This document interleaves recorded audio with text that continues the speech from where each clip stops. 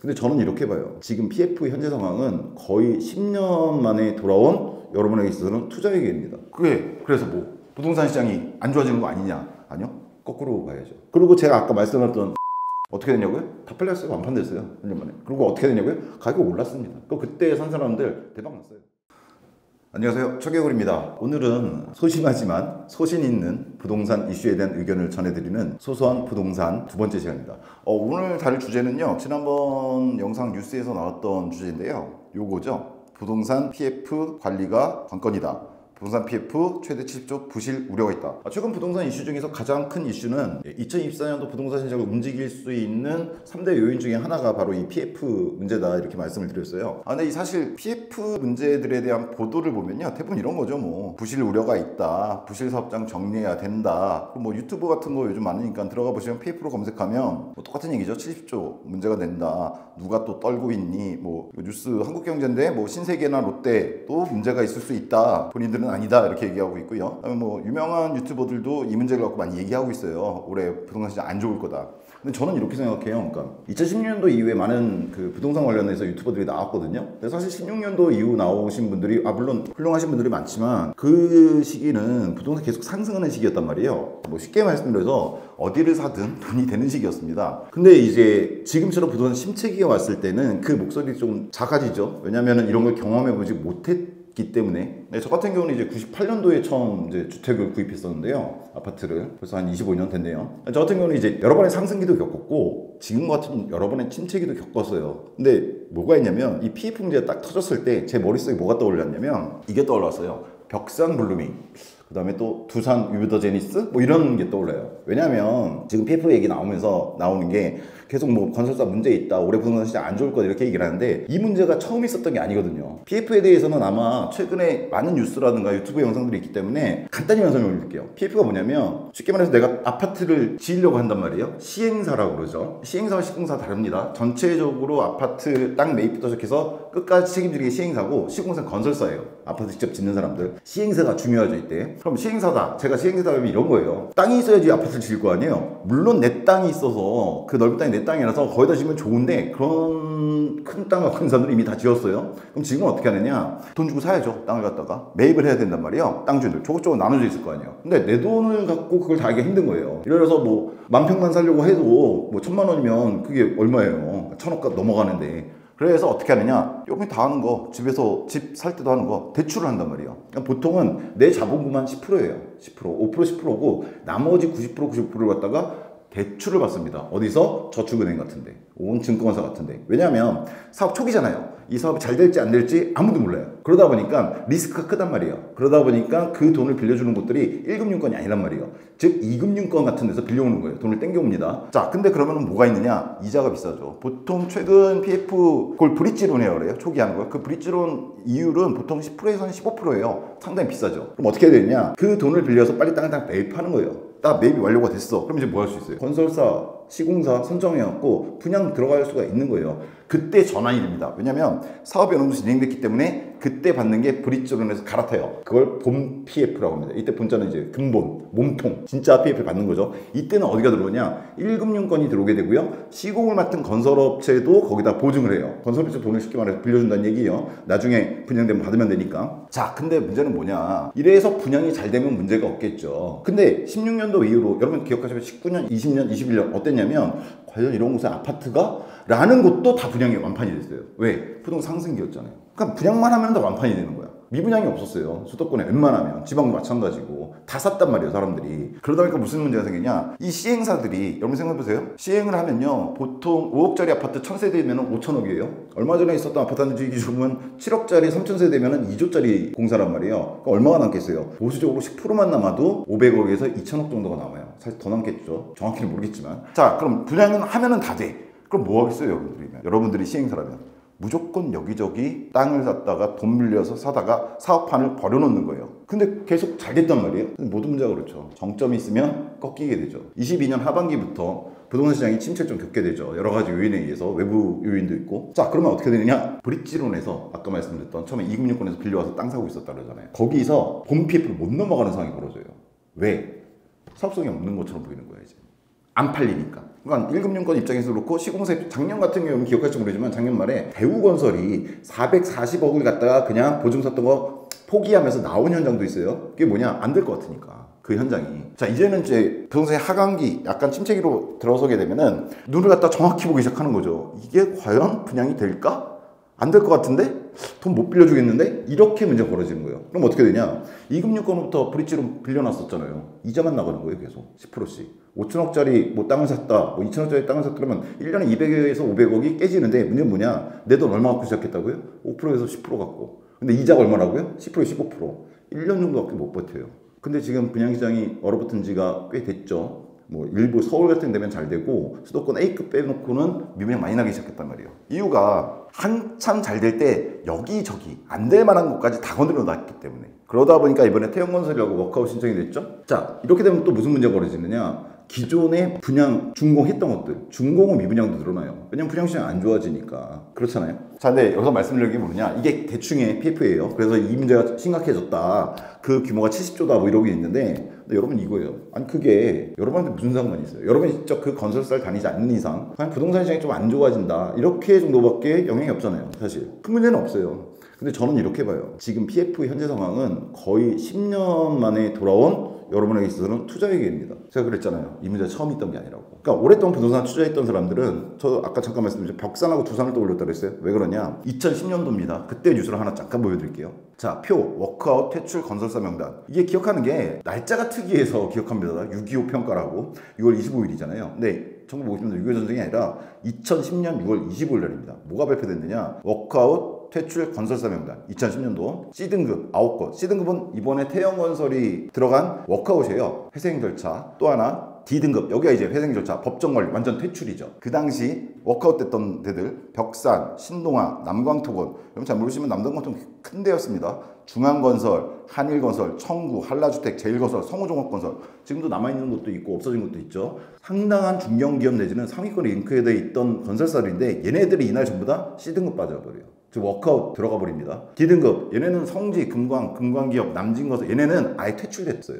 이게 뭐냐면 여러분 이런 게 있어요. 부동산 폭등기가 이번에 19년, 20년, 21년이었죠. 부동산 폭등기가 한 번 있었던 게 아니에요. 여러 번 있었습니다. 그 중에 이번만큼 컸던 때가 언제냐면 그때 경험하신 분도 있겠지만 2006년, 7년입니다. 6년, 7년도 이번만큼 장난 아니었습니다. 막 2배 오르고 그랬어요. 아파트 값들. 여러분 기억할지 모르지만 버블세븐 얘기 나오면 바로 그때예요. 근데 문제는 뭐냐? 2006년, 7년 한참 이렇게 되니까 똑같았어요. 그때도. 시행사들이 여기저기도 파내버린 거예요. 건설사들이. 왜? 분양하면 잘 되니까. 근데 여러분 다 아시겠지만 뭐가 있어요? 2008년도에 리먼 브러더스 사태가 벌어지면서 부동산 직격탄 맞아버립니다. 곧장 수직 하락하죠. 물론 98년도와 다르게 한 1년 만에 다시 회복은 했어요. 다만 다시 쭉 상승 가지는 않았어요. 근데 여기 직격탄 맞고 나서 뭐가 벌어지냐? 미분양이 넘쳐나기 시작합니다. 사람들이 부동산 한번 맛이 가니까 안 사는 거예요. 그러니까 지금은 똑같아요. 19, 20, 21년도 잘 되다가 22년도 맞으면서 PF 문제 터졌죠. 6년, 7년도에 잘 나가다가 8년도에 리먼 브러더스 사태 맞으면서 PF가 터진 거예요. 그래서 그 당시 어떻게 했느냐. 아까 말씀드렸지만 PF 문제는 1년은 버텨요. 내 돈 있으니까. 1년 넘어가서 문제 불거진 거예요. 2008년 문제 생기고 나서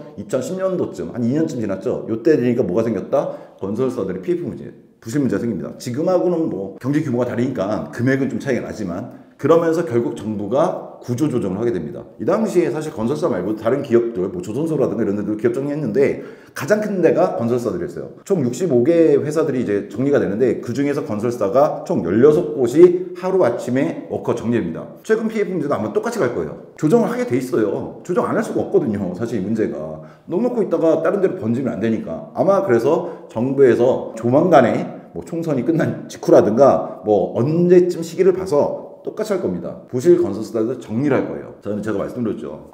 그래서 뭐 부동산 시장이 안 좋아지는 거 아니냐? 아니요. 거꾸로 봐야죠. 이렇게 되면 그 당시 무슨 일이 벌어졌을까요? 자, 생각해보세요. 내가 여기 C등급 받은 회사예요. 예를 들면 벽상건설은 결국은 부도 처리가 됐는데 2013년도에 내가 그 회사, 야, 그럼 어떻게 돼요? 지금 빚을 갚아야 되는 상황이 벌어진 거잖아요. 그럼 제일 먼저 하는 게 뭐냐? 인원 감축합니다. 회사 인원 절반 정도를 잘라요. 절반 이상도 자릅니다. 인력 구조 조정해야죠. 돈 아껴야 되니까. 왜냐면 돈을 갚아야 되니까. 그 다음 뭘 하겠어요? 아직 삽도 못 든 데는 모르겠는데 이미 여기저기 벌렸다가 문제가 생긴 거잖아요. 그럼 지금 미분양 난 내가 갖고 있는 단지가 있단 말이에요. 이거 어떻게 해야겠어요? 빚을 갚아야 되는데. 내가 아니더라도 채권단이 어떻게 할 것 같아요? 빨리 갚아야 되니까 할인을 들어갑니다. 그래서 2010년도 이때 무슨 일들이 벌어졌냐면 이때 경험하신 분들이 있겠지만 제가 사는 곳 같은 경우에도 그 당시에 여긴 들어가지 않았지만 어떤 모 건설사에서 주상복합 3개 동 갖다 지었어요. 근데 그냥 계약률이 5%밖에 안 나버린 거예요. 생각해보세요. B를 받은 곳이라고 칩시다. 그럼 B는 안전하냐? 아니죠. C는 워크아웃 들어가는 거고 B 같은 경우에도 불안한 거예요. A급 정도 건설사 빼놓고는. 그럼 B급에 해당하는 건설사도 어떻게 할까요? 할인하는 거예요. 그래서 그냥 대놓고 말씀드릴게요. 하남시장 근처에 두산 위브라고 하는 주상복합이 있었어요. 건물 3개짜리입니다. 근데 문제는 얘가 계약률이 엄청 낮게 나온 거예요. 어떻게 해야겠어요? 본인은 여기는 안 들어갔지만 빨리 정리해야 된단 말이에요. 그리고 두산은 사실은 일산에 두산 위브 제니스하고 유명한 단지 있습니다.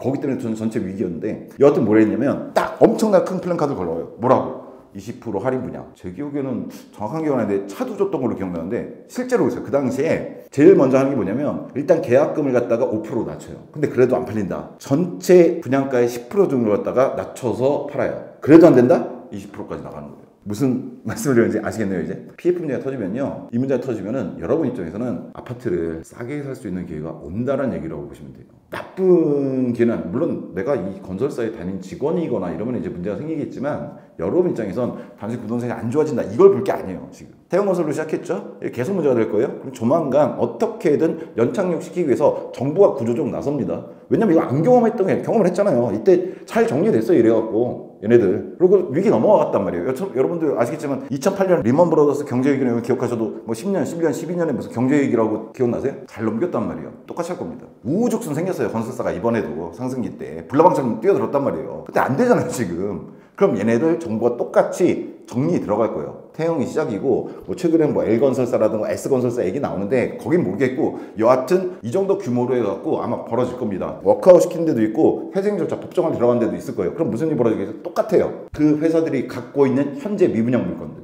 있거든요.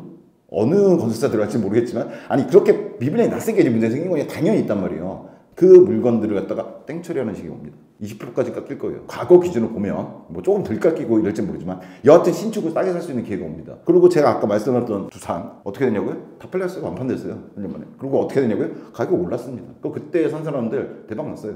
좀 시간이 걸리긴 했지만 1년. 왜냐하면 생각해보세요. 워크아웃 이렇게 시키면 무슨 문제가 생겼어요? 건설사 전체적 문제가 생기는 거예요. 그럼 많은 사람들이 예상하는 것처럼 분양시장은 침체에 빠집니다. 그럼 여러분 건설사들 A급, B급 여기서 CD 안 들어가는 애들은 뭐 하겠어요? 막판 버리겠어요? 못 버려요. 왜? 리스크가 있으니까. 그럼 한동안 뭐가 일어나느냐? 공급 부족이 일어나요. 몇 년간 최소한 3, 4년은 공급이 부족합니다. 위험한데 누가 지려고 그래요? 참 까딱 잘못하면 C급, D급 대부라고 퇴출당해 생겼는데 그럼 이제 긴축을 하고 회사 내적 긴축하고 엔간한 현장 아니면은 손을 안 대요. 리스크가 있으니까. 그럼 어떻게 돼요? 공급이 부족해져요. 자, 잘 생각해보세요. 그러면은 자, 워크아웃 신청되는 회사들이 있으면 할인을 시작해요. 그걸 사나 신축이잖아요. 여하튼 근데 동시에 공급이 부족해져요. 몇 년 동안. 그럼 나중에 어떻게 된다?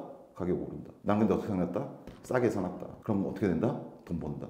여러분들이 이 PF 문제를 대할 때 막 휩쓸려 갖고 사람들이 뭐 여기저기 유튜브에서 막 떠들잖아요. 뭐 부동산이 뭐 어떻게 되는 그런 게 중요한 게 아니라 여러분은 신중하게 이거 하시면 됩니다. 소신 있는 발언입니다. 소신을 갖고 워크아웃 건설사들 나오잖아요. 명단 쫙 뽑아 보시고 언급되는 건설사들이 있어요. C, D에는 안 들어가지만 B급이라고 할 수 있겠지만 그 명단들이 쫙 이제 나오기 시작한단 말이에요. 이때도 A, B, C, D 다 나와줬어요. 지금 여기 CD만 나와 있는 거지. 그럼 B급 건설사부터 시작해갖고 뭘 하느냐? 할인하면 되니까요. 그러니까 이 PF 계속 이제 터질 거예요. 한번 구조는 이렇게 될 겁니다. 제일 먼저 하셔야 될 거. 얘네들이 맡고 있는 현장이 어디에 있느냐. 걔네들 미분양 되는 애들 전화번호들 알아내셔갖고 전화해보세요. 조건 어떠냐고. 점점 조건이 좋아질 겁니다. 사는 사람 입장에서. 파니까 팔아야 되니까 채무 갚아야 되니까 쉽게 말해서. 따라서 이번 PF 문제는요 2010년에 있었죠. 지금 24년이니까 한 15년만 있네요. 사실 이게 10년에 끝난 게 아니에요. 이래서 11년, 12년, 13년 이때까지 계속 할인하고 그랬어요. 한 2, 3년 되거든요. 한 방에 못 팔아요. 사람들이 한 방에 살지도 않아요. 이렇게 얘기를 해도 위험한데 이러고 안 산단 말이에요. 사실은 앞으로 이 시장이 아마 벌어질 겁니다. 10년 만에 벌어지는 시장입니다. 나쁘지 않아요. 공급 부족과 어울려서. 다만 올 4월에 일기 신도시 재건축에 대한 얘기들이 나올 거예요. 올해를 움직일 것 중에 금리하고 재건축과 PF 있다고 했잖아요. 다만 재건축은 공급적 측면이 있기 때문에 걔와 맞물려서 어떻게 돌아가는지를 좀 보긴 해야겠지만 기본적으로 PF 사태는 여러분들이 투자할 수 있는 기회라고 보셔야 됩니다. 뭐 부동산 위기다 뭐 이거는 맞는데 그건 다른 문제고 위기이기 때문에 여러분들한테는 기회가 온다고 그렇게 보셔야 돼요. 그래서 여러분들 하셔야 될 건 다시 한번 말씀드리지만 정리되는 기업들의 분양 현장들을 갖다가 빨리빨리 알아보셔야 됩니다. 조건 보시고 조건이 내가 생각하는 조건에 떨어졌다 이럴 때는 과감하게 투자하셔도 됩니다. 전반적인 시장이 그렇게 돌아갔었고요. 이건 매번 반복되는 겁니다.